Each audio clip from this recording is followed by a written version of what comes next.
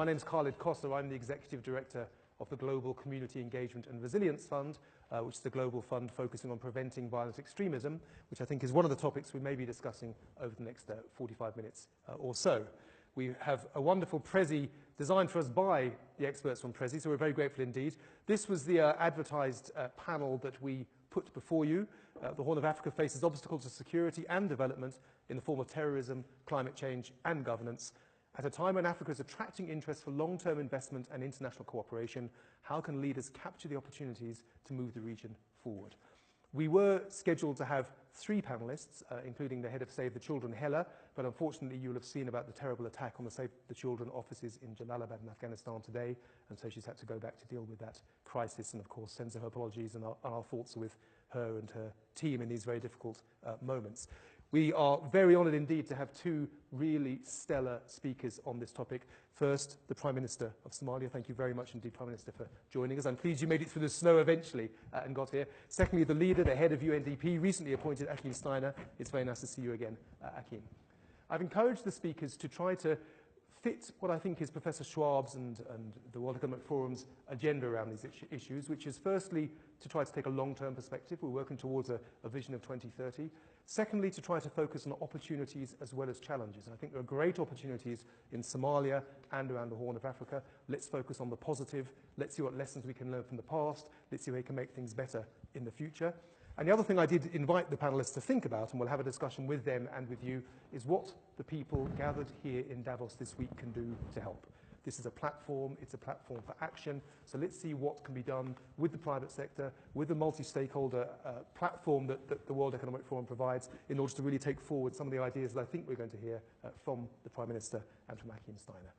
Last couple of slides before we go forward. This is the area that we are talking about, traditionally defined as the Horn of Africa. As you can see, Somalia, and there'll be, of course, a focus on Somalia by the Prime Minister, also including Eritrea, Djibouti, and Ethiopia. And I think Akim is going to speak about the wider context and not just Somalia. And for some geographers, at least, the extended Horn of Africa might also include Sudan, South Sudan, and Uganda as well. So this is the region that we are considering, but I think most of the focus for our discussion this evening will be on Somalia. So we'll hear from the 2 panelists. There's then a few presentation slides on refugees, and I'd like to say a few words about refugee flows both out of Somalia, and I think more promisingly back into Somalia, and then open it to you, colleagues, for questions, for discussion, for your ideas on how to take forward the real opportunities of this very exciting part of the world. So without further ado, Prime Minister, welcome, and over to you, please. Yeah, thank you very much, Khalid. Thank you. We're very grateful for the World Economic Forum to organize these events because it gives us an opportunity to look into the world and to look inward so that we can formulate new policies and new strategies. Somalia is a nation that the world has been talking about for many years. But we believe now, after 27 years, things are different. But I want to take you back to talk about a minute or two what Somalia used to be. For many people who talk now about Somalia or write, read about Somalia, they see terrorism, they see insecurity, they see refugees, and they see tragic incidents. If you go back in history and see what the nation was from the 1950s, from independence in the 1960s, Somalia was the first democracy of Africa, the first country in Africa that had a peaceful transition of power, multi-party systems. That's from 1960 to 1968. I'm not sure if you've heard that before. No. That is who we are as a nation. It took 25 years for the next African country to achieve what we've achieved. Tragically today, we seem to be a nation that is inflicting harm in our continent. After many years now, Somalia has a great opportunity. We still have challenges in terms of insecurity, challenges of resources, in terms of actual liquidity and cash. But today, where we are, we have a number of potentials that I'm going to draw into the attention of those of you who in the audience and those of us joining us from somewhere else. One, the nation have had a powerful transition of power, democratically elected president, and when the power was being given, or you had two former presidents, the one who was defeated, the previous one, and the current president. It was a display of Somali institutions working. Second, you have institutions that are working. For the first time now, we have a major legislation that has been adopted, and it is not simply to build institutions. The background of it is to attract investors into the country, and I will talk about reasoning why. These include financial law, anti-corruption law, telecommunications law,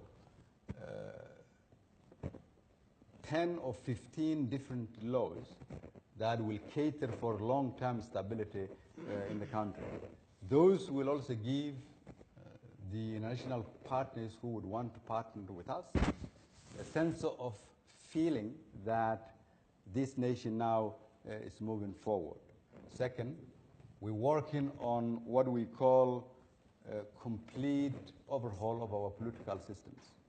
We're now initiating a multi-party system where political parties now in 2020 will be taking part of a future and potential election. We are concluding the political party laws, the electoral model, electoral system. We are concluding the process of bringing a constitution that is agreed to all Somalis, which in reality mean that come 2020, the nation would be in a different position. On security, we're gearing towards a process where the security forces of our country will in the future take over from AMISOM. So we are in a transition process where we are training, equipping our security forces. In terms of accountability, you've seen that we're working with international financial institutions. For the first time in many years, you would have institutions like the IMF and the World Bank that are saying they welcome the government's strong commitment into political and economic reforms, which means that we are looking forward to work with them so that we can eradicate the burden of a debt that the previous systems over 30 years have inflicted the nation. Now, we're doing this simply because we finally came to the conclusion that the only way we can move forward our nation is for us to formulate our solutions. Second, we came to the conclusion that no matter how many international outfits gives you legitimacy, the only legitimacy that can help you govern and move your nation forward is the one that is from within. We are a nation where it is population are 75% people under the age of 30 years. That is the biggest resources a nation can have. Yet that is also the biggest risk a nation can have if the youth are not given the opportunities they have in terms of education and opportunity to have a work. So a country that is less than 15 million people, geographically big nation, has the second longest coastline in Africa and located along the second busiest international trade route in the world, where trade amounting to trillions dollars transit through its waters. A nation that has the potential of oil, gas, minerals.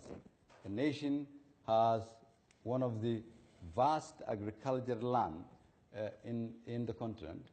A nation that has people from all over the world who have left their country but educated outside Somalia who are willing to come back.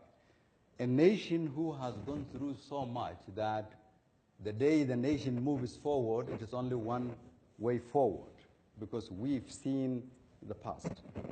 And if you see now the drawing you see, It is the only nation where you would have a lot of Somalis in Kenya, a lot of Somalis in Ethiopia, a lot of Somalis in Djibouti, and across the continent.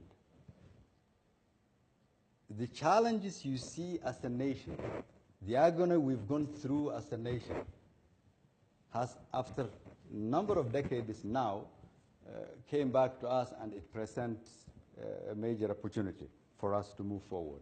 We want, therefore, the world to see Somalia, what it is now and the potential it has, what it used to be, and not the Middle period, where Somalia has captured the eyes of the world.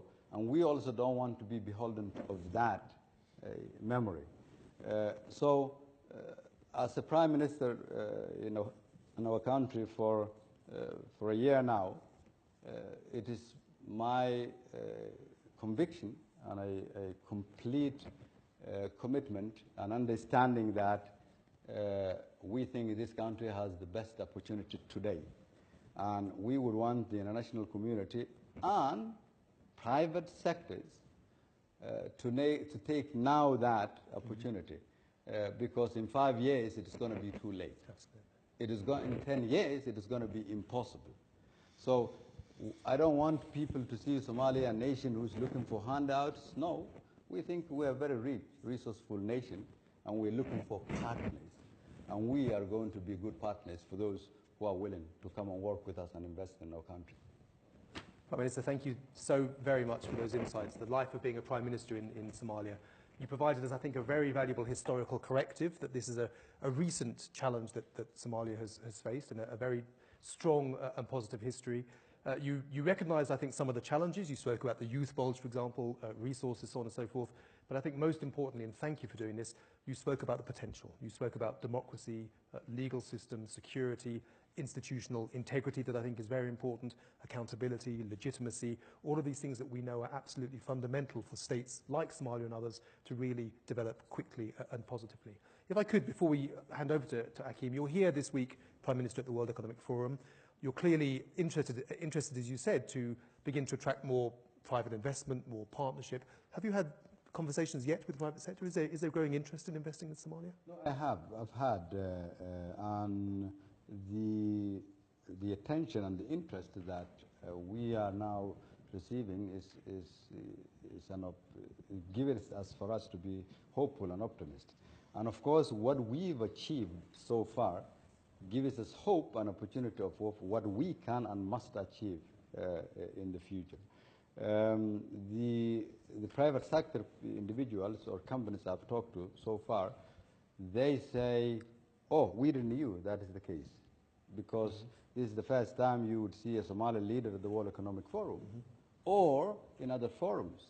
What we do now is that we go out and talk to the rest of the world and present our country as a country with huge potentials, as a country which is not belong to the past but belongs to the future, as a country which those who are willing now to generate resources for themselves and looking for a destination, we would give them a description.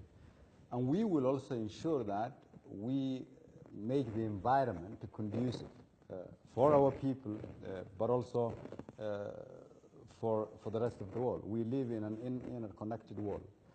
We know that because our people have also lived outside of Somalia for many years. I am one of them.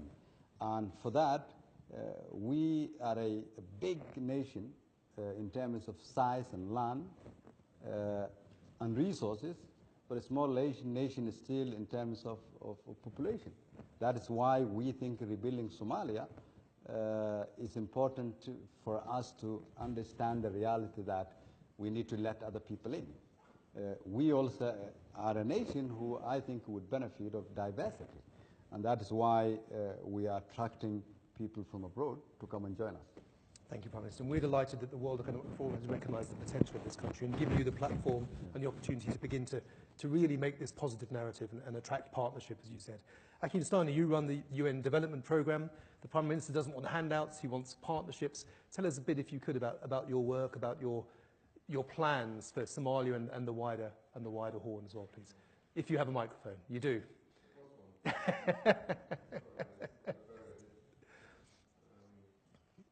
a handheld with it. Thank you, Thank you. Khalid, and it's a great pleasure to be here with the Prime Minister and to also in Davos try and turn the conversation from one that looks at the region to actually understand with the region what is happening. And I think I want to pick on the title of our session, Strategic Geography, the Horn of Africa. Now, it would be natural at a World Economic Forum to look at that region from a global perspective. And to me, very striking is if somebody were to describe the Horn of Africa today in a global meeting, be it a development, a finance, a geopolitical or security meeting and conference, you know, the terms insecurity, conflict, terrorism, prevention of violent extremism would very often be the vocabulary that is used. Yet you, Prime Minister, didn't, except for one or two references, use those terms once. You talked about development, about opportunity, about investment, about trying to build institutions, the democratic process, the legislative and regulatory frameworks that allow a nation to envisage its future. And I think therein lies one of the difficulties for you at the moment as the leader in a nation that is trying to reset the perception, first of all, but also to reset the development path of Somalia itself. And let me here zoom out for a moment, not just to focus on Somalia, but if you take the region as a whole. Strategic geography could also refer to the fact that in a relatively small region, there are many different factors playing out. The fact that the world looks at the Horn of Africa from a strategic perspective has a lot to do with the trade and securing the trade. Piracy was, in a sense, the most egregious trigger of that. But as you said, I mean, there is billions of dollars of trade that pass within a few miles of your coastline every day. The region as a whole became also in a period following 9/11 and Afghanistan, sort of the next fear factor of, you know, if a war against terrorism is fought in Afghanistan, what would be the next country that might be a likely harbor to such a movement of extremists? So the entire relationship of the international community has been defined in the context of Somalia, but also, with conflicts in the region. The independence of South Sudan didn't happen overnight. I mean, it was decades. Ethiopia's intervention in the region and the regional geography. So one of the things I think we have to recognize is that in some ways developments locally have also shaped for, unfortunately, a very long time the perception externally of the region. So yours is an extraordinarily challenging uphill task, and yet it also speaks to something that we in the international community, and I use that in the larger sense of the word now, but also in the United Nations system, are trying to become more honest and realistic about. And that is the fact that when we talk in the UN, for instance, about the humanitarian, the development, and the peacekeeping and security dimensions of our work, traditionally, and for political reasons as much as operational reasons, these are three domains that almost operate in parallel universes of mandate, but also of organizational focus, of funding, of budgets. So the first challenge is that you are a prime minister, you are a government in Somalia, you're trying to invest in the economy, but you're actually dealing with an international community that will look at you and say, you're an investment for my security, a military investment. The next one comes along and says, no, I'm coming to you as a humanitarian because I'm trying to prevent the worst effects of the drought. And I have my rules of operating, and this is what I will fund. And then come the development organizations and say, oh, we are here to help you implement the SDGs or, investment, build capacity.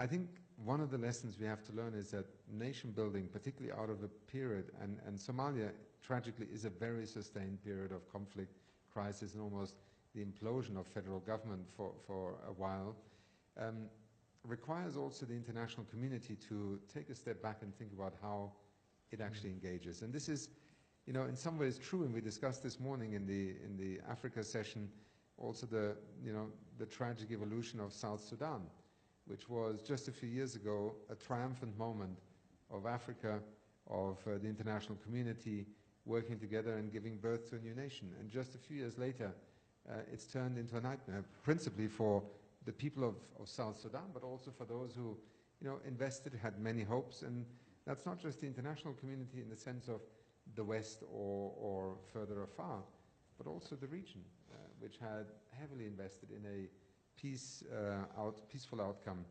in South Sudan. The reason I frame it in those terms is that in conceiving of a way forward, and a way forward that builds off a difficult legacy, but at the same time presents an enormously ambitious view of rebuilding a nation state in the true sense of the word, of governance, of economic progress, of participation, of civic society and civil society being able to play its part, and also an economy of entrepreneurship, which in the case of Somalia, in a sense, is a particularly interesting opportunity, because Somalia is probably the one country that managed to establish a more functional cell phone infrastructure network 15 years ago than any other country on the continent, and I'm sure perhaps in other parts of the world, because I remember the famous story of having three providers in Somalia without a government, without a regulatory authority, deploying the latest 3G or 2G technology at the time to create communications infrastructure. So business and entrepreneurship are again assets that are there. The danger that I think we face today, and it is not just in the slight caricature of different funding channels, it's also that in looking at Somalia's development, you frame a development agenda. The international community is still caught between short-term stabilization, humanitarian interventions, and a largely security-justified approach to investing in the agenda of your government. And this is where I think we all have learned some very hard lessons, that development is, in its failure and in its absence, yes, very often the ground upon which very fertile seeds are sown for radicalization, for secession in the sense of nation states, but also for radicalism and for extremism, and then terrorism. And I noted that you had the term terrorism here. There's a lot of steps before terrorism becomes the symptom that actually have a lot to do with development, and the credibility of a government to deliver that development.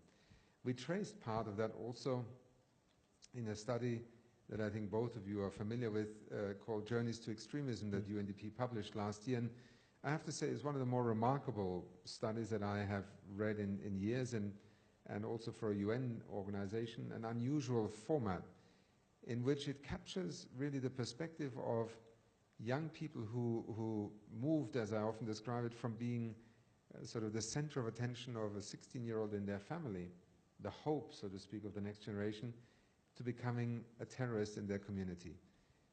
How does that happen? Why does it happen? And I won't go into the details, but for those of you who may not be familiar with the report, that is already correcting the perspective. I end by just pointing out also that the international community, and I think also in the narrative, Prime Minister, that whether in Somalia, but also in other, let's say, points of tension in the region, we have to remind ourselves that the amount of money we spend when we begin to turn the developmental failure into a military and security-driven response strategy, which may sometimes be the only option that is left. And AMISOM's presence, I'm sure you would describe also as a big stepping stone in trying to create the conditions where government can re-emerge. But the fact is that our international response, whether it's in peacekeeping, in military terms, is essentially unaffordable. And it has an opportunity cost, because what it costs us to put soldiers on the ground in an international peacekeeping mission, or indeed other military and security measures that are taken, exceeds by a factor of 10 to 20 times that which we would actually need to invest to often make breakthrough solutions happen. I don't want to use imaginary figures here, but I would venture to say that if you looked at Afghanistan and the total cost of the engagement of the war against terrorism, but also all the efforts that went with the security apparatus, I wonder whether you could have actually paid every single citizen in Afghanistan a kind of social security payment per month as a basic income, and you actually may have been far further along in stabilizing that nation than our very impulsive, because terrorism is very threatening. And therefore also the reaction of the international community is not always economically the most rational.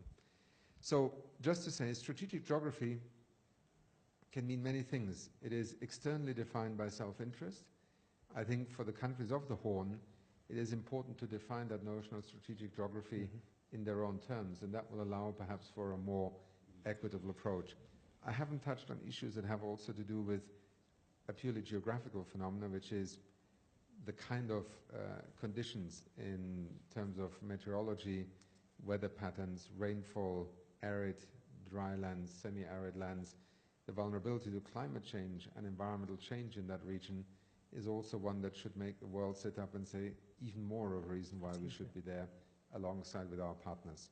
So just a few reflections to join the Prime Minister and the discussion here. Great, thank you very much, Akeem. We do have a few more slides, as I said, wonderful pictures of refugee flows in both directions, but I know that a few of you have to leave relatively soon. I did want to open up the discussion now, and we can show the slides a little bit later. I'm going to point to you immediately, because I know you have to leave. Thanks. If you'd introduce yourself as well, please. I'm Sara Pantuliano, I'm Managing Director at the Overseas Development Institute, ODI, in London. So thank you so much for your remarks. A long part of my career has been spent in Sudan and South Sudan. Amongst other things, I was the observer for the Italian government at the eager peace process. So it's a journey that I have lived intensely and deeply, and I think a lot of the lessons that we can take from South Sudan are very relevant for Somalia and other parts of the region today. It's interesting, Akeem, you were talking about the enthusiasm, the effervescence that accompanied the creation of this new nation.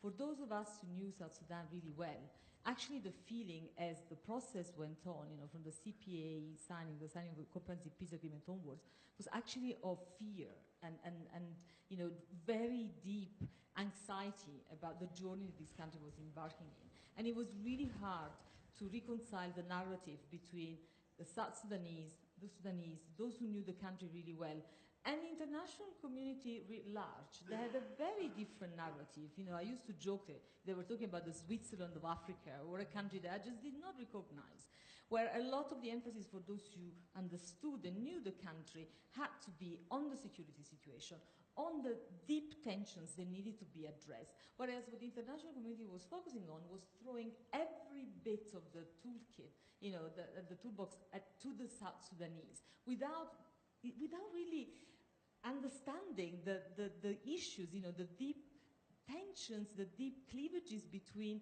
the South Sudanese in particular, and not South Sudan versus Sudan, and not the development issues. We thought that by, importing all the toolkit from Afghanistan, the multi-donor trust fund, or the DDR process, all those technocratic solutions were going to give us the answers. And this heavy investment in peace dividends and in this sort of socioeconomic outputs, they actually did not help South Sudan in the least.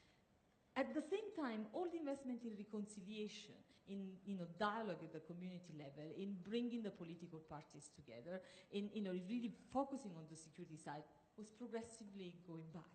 And it was interesting to see. We did a massive evaluation of all the support to conflict prevention and peace building to South Sudan in 2009. It was mandated by the OECD. It cost 800,000 euros. Not a single line was taken on board. And actually there are a lot of lessons. There was a similar evaluation done in DRC, because the more I read those evaluations, the more it makes me think about Somalia today. And how much the people were saying, focus on security, focus on justice, focus on reconciliation. Once this is, once you have that, the economy, the investment, the business will come. It's not for you, to try and build these services, to try and invest. You don't do it very well. And in any case, what's the point of building a hospital in Iraq if I can't travel from, sort of Rumbek to Iraq because it's too unsafe, it's too violent, it's too, it's too dangerous. And I know that, actually some lessons have been taken on board in Somalia. We see a different leadership from the government, really trying very hard to say, listen to us. listen to our understanding of the country, listen to the issues on the ground. But I also know, because I work very closely with your team and with civil society leaders in Somalia, that there is huge frustration. That it's a battle, it's a constant battle to get international partners to really take on board these lessons, to be meaningful, genuine partners in researching. And as you say, part of it is because of the frameworks we have, the things that hold back our ability to really support a meaningful transition to peace without throwing a projectized approach at the problem. I hope we talked before about this new approach, this sustaining peace umbrella that you have, which is really about elevating peace building beyond the projectized technocratic approach, but it's not being implemented on the ground. We need a quantum leap to really reassure our Somali friends that we can be of help rather than hindrance. And I'm sorry I need to leave, because this is the heart of my passion, this region. But yeah, sorry. But Thank you. To continue tomorrow morning. Thank you, Sarah, for being here, and thanks for the great work that ODI does. I think we're having two really interesting discussions here, and I'm keen to listen to other people in the audience. There's a discussion around Somalia specifically, and the Prime Minister has laid out, I think, some real opportunities, and we're discussing sequencing and how to attract investment and so on and so forth. And I think what Hakeem and Sarah did really is, launched a very constructive but critical discussion about development and about how the international system responds to countries like Somalia. The inside or outsider perspective, short-term versus long-term, the stovepiping of security and humanitarian and development, how to forge genuine partnerships. It seems that what we're trying to do in Somalia really is a testing ground for some of the, I think, strong ideas that you have, Hakeem, around this. Colleagues, other thoughts, other questions, other insights? Please. You've stayed past 7 o'clock, so you must have an interest in this area, otherwise you wouldn't be here. Please. Otherwise I'll just start pointing at people, I warn you. Well, Hakeem, would you like, please? Yeah. Just to say, I just realized, I was looking at the left side of that clock thinking we've got 18 minutes left. I just suddenly realized it's already 7:05. It is. I think maybe both of us need to be in another session, but just to, Ah, I don't think I should add anything more, except to say that I think in the next year or two, there's a critical moment that you have created for the... Oh, I'm sorry. They need the mic. Hakeem, I'm sorry. Sorry. In the next year or two, there is a critical moment that you have created now with the new government and with the approach for the international community to change tack. And I think this is your presence here in Davos, but also in New York and international discussions, the re-engagement of the international financial institutions also with Somalia.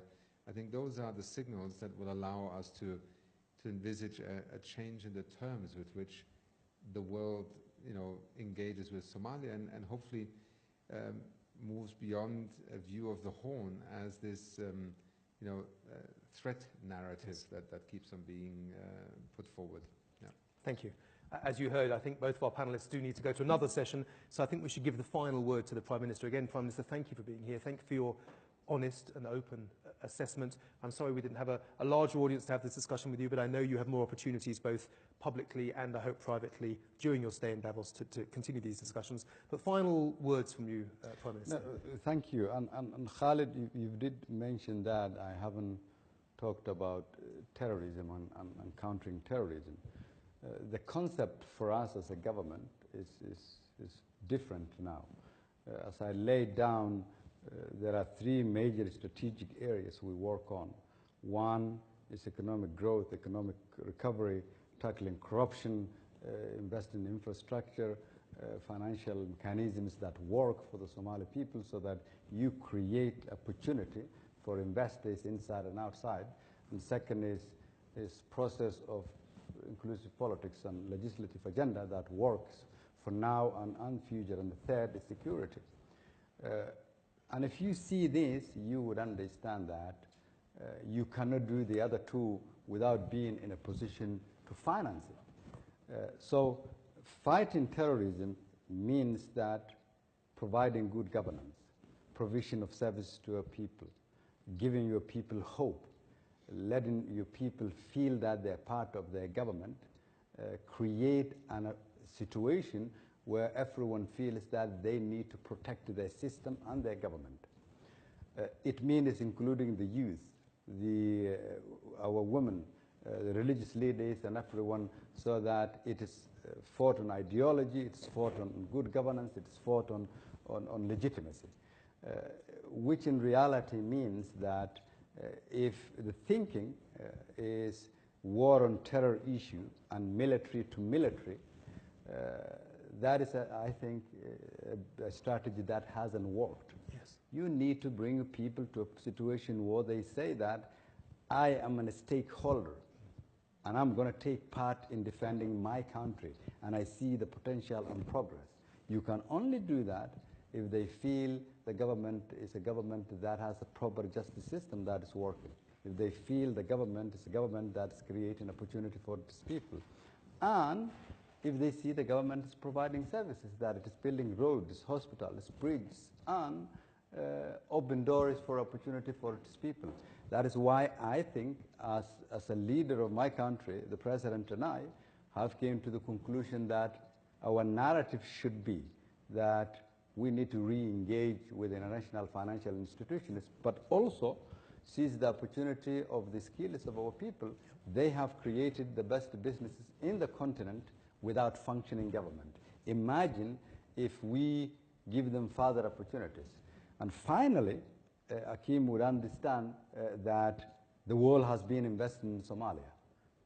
And they need to ask questions that what returns have we gained so far? Of course, some, can we make that more efficient, more effective, less cost, and more benefit for the Somali people? And that is the argument we are putting forward. Thank you, Prime Minister. Colleagues, I'm sorry we're ending the session. We did start late. You have plenty of opportunities to see the Prime Minister and Akim Steiner later during this Davos. I will just show these slides since our colleagues from Prezi very kindly prepared them for us. This is a slide on refugee flows, which I won't show, but as you leave the room, the one I'd like to show is this one, which is, I think, a very nice slide, which shows refugee returns around the Horn of Africa. And I think this is a nice way to end what I think has been a very positive session indeed. So many thanks to all of you for your time, and please join me in applauding the panelists.